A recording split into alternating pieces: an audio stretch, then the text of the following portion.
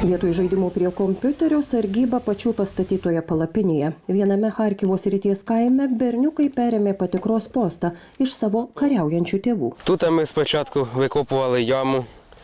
Iš pradžių iškasėme duobę, dėjome pagalius, apdėjome akmenimis, paskui apibarstėme žemėmis.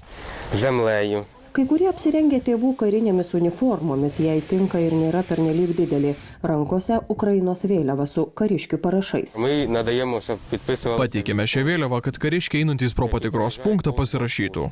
Šis patikros punktas veikia keletą mėnesių. Berniukai stabdo mašinas ir ne tik pasikalba su vairuotojais, bet ir renka pinigus savo šalies kariuomeniai. Opa. Оці деньги були... Šie pinigai buvo gauti per 2 dienas. Mes juos surinkome per 2 dienas. Kiek maždaug? Maždaug 5000. Приблизно 5000.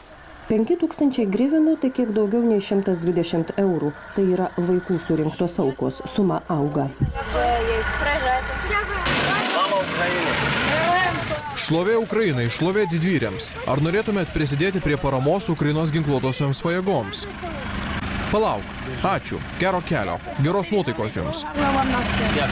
Aleksejus apie rusų įsiveržimą į šalį sužinojo nuo pat invazijos pradžios ir jo reakcija buvo gana netikėta. Jei atvirai jis bėgo duonos, nežinau kodėl, bet nubėgo į parduotuvę duonos. O jūs jo paklausėte, kodėl? Taip, nes duonos nebus, tai yra tiesa. Dauguma šių berniukų tėvai kariauja. Я думаю, до нашого села підійдуть... Galvoju, kad ir į mūsų kaimą ateis Rusijos kariuomenė. Įsigandau, kad jie gali suimti. Ir man buvo baisu. Можуть захопити, і мені було страшно. Iš pradžių šiame patikros punkte budėjo tėvai, o dabar sargybą perėmė vaikai. Тут знаходився блокпост, і стояли люди, охороняли, щоб сюди ніхто не заїжджав. Čia buvo patikros punktas ir stovėjo sargyba, kad niekas nepraeitų. Karas tęsiasi ir visi tie vyrai, kurie stovėjo patikros punkte, buvo išsiųsti tarnauti. Dabar fronto linijoje. Служити, вони поїхали зараз на передову. Jauniesiems patikros posto sargybiniams nuo 9 iki 14 metų ir visi svajoja tapti kariais. Tam jie ruošiasi nuo mažens. Я мечтаю стати воєнним. Svajoju tapti kariškiu ir stengiuosi būti panašus į karį. Galvoju apie tai. Pradėjau daugiau treniruotis ir sportuoti. І спортом займатися.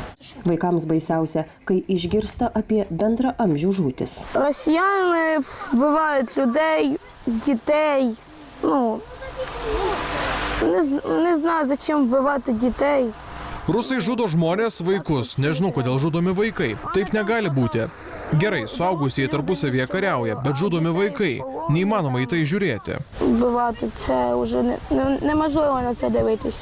Ir Danilas svajoja užaugęs būti karys, kaip jo vyresnysis brolis, kuris dabar kovoja už savo šalį.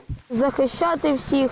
Saugoti noriu visus, kaip ir jie saugo mus. Aš nenoriu žudyti vaikų. Aš to nenoriu. Aš prieš. Я проти цього. Nors šis kaimas tolokai nuo fronto linijos ir čia sąlyginai ramu, vaikai negali ramiai žiūrėti ir žinoti, kaip griaunama jų šalis ir žudomi žmonės.